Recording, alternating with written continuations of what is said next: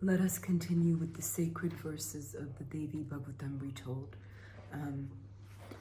Anytime you join me for this transmission, the only thing I really want you to ask yourself is, or connect to Ma, connect to the Divine Mother and ask her, okay, Ma, what do you want me to learn from this or take away from this? And you will be surprised, okay? Ma will guide you. She will give you those answers. It may come in that moment. It may come later on throughout the day. It may come a week later. But when you surrender to that divine intelligence of the Divine Mother, when you surrender to her and you come to her as her child and you ask her for answers, or even, okay, Ma, how can I apply this in my life? Because sometimes the stories seem very far-fetched for us, but eternal truths are applicable in every age, in every cycle, okay? Because these are the eternal truths, the eternal ways, the laws of nature. So they are always going to be applicable, no matter that the scenery changes, the set changes, the characters change. Those laws, those truths remain eternal. So let us continue. Chapter 2. Sonak's rishis say to the sutta in some surprise, "My lord, you say Narayan's head was severed. We have never heard anything so astonishing in all of our lives. Tell us, Ramaharshan, how did such an incredible thing happen?" Sutta smiles. Once, when he had fought the Danavs, Madhu and Kitab, for 10,000 years without pause, Vishnu grew tired. He sat in Padmasana in a forest, leant his head on his mighty bow, the Saringa, and fell asleep. Meanwhile, Indra and the Devas, Brahma and Shiva, arrived in Vaikuntha to worship Vishnu, who is their lord, but they did not find him in his city of miracles. When they sought him in the secret van in which he had taken refuge, they found him in the swoon of Yog Nidra. They sat down around the sleeping blue god and were concerned to see the protector of the universe like that, plunged in a strange stupor. Indra said, "How shall we awaken Narayan from his slumber?" Shiva answered, "He will be annoyed if you dare to rouse him, but truly we do urgently need to see him." At which Brahma created a hive of termites called Brahmaris and loosed them on the Saringa against which Vishnu rested his head as he slept. If the insects ate through one end of the bow, the other would rise, dislodging Vishnu's head and waking him. But the Brahmaris said to Brahma, "How dare we disturb the sleep of the Lord of the worlds?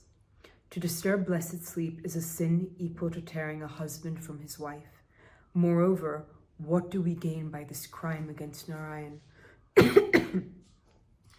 Brahma immediately replied, "If you do this, you shall have all the ghee that falls outside the pit of the Homa for yourselves. So hurry and rouse Padmanabh." The greedy Brahmaris devoured one end of the bow. The bowstring of the Saringa gave way with a report like a star exploding. The sea rose in tidal waves, mountains shook, meteors fell screaming from the sky, the sun fell below the horizon, and evil omens filled the four quarters. The alarmed Devas saw that Vishnu's head had been severed from his blue neck by whiplash of the bowstring, and was nowhere to be seen. They began to beat their breasts and wail, "Lord Narayan, invincible one, you have been decapitated today, and we are to blame." Even Shiva seemed stricken, and Brihaspati, who is the guru of the Devas and the embodiment of wisdom, advised, "These tears are of no use now. When fate tries us, we must exert our intelligence to save ourselves from danger." But Indra cried, "Fie on your intelligence. Narayan's head has been struck off by our folly. Ah, fate is all-powerful, and we are helpless against it." How many times have you felt that fate is all-powerful and you're completely helpless? So it's something that us in our humanity, we experience often, no? Brahma said, "Indeed, fate is unequivocal, and all that are born must suffer. Only Mahamaya, the Devi, can help us now. Let us worship her." Brahma summoned the Vedas who were there, incarnate, and commanded them, sing the hymn of the omniscient Devi now, the omniscient Bhagavati now. And the resplendent Vedas did so at length. fervently calling out many of her 1,000 names. Then they sobbed, Bhagavati, Mother, are you angry with the ocean's daughter Lakshmi, that you have killed her lord today?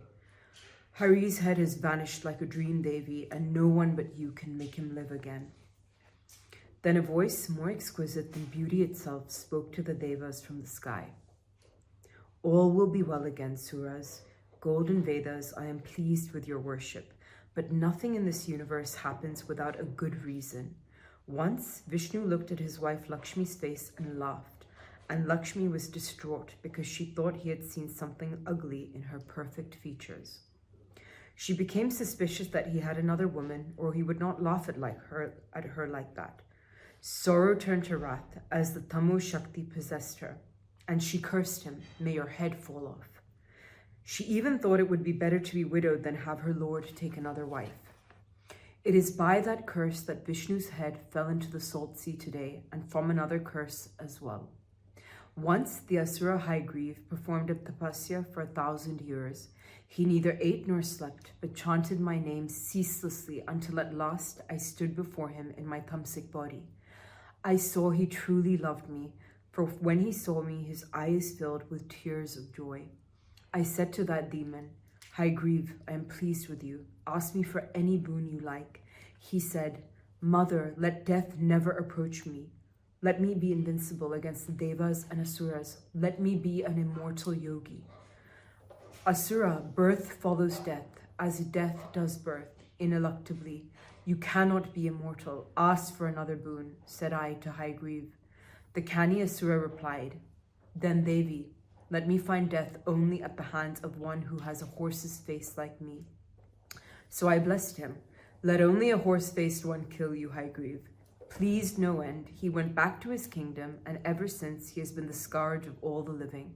And no one can kill him, because none of the truly mighty has a horse's face. So, Devas, find a horse's head, fix it to Vishnu's neck, and let him rid the worlds of Haigriv. With this, the invisible Devi felt silent. Indra said to his consummate artisan, Vishwakarman, Give the Lord a horse's head so he can kill Haigriv. Vishwakarman found a fine stallion, severed its head with his axe, and attached the horse's head to Vishnu's throat with sacred mantras. At once Blue Narayan stood up, neighing so loudly it seemed the sky would be shattered by that sound.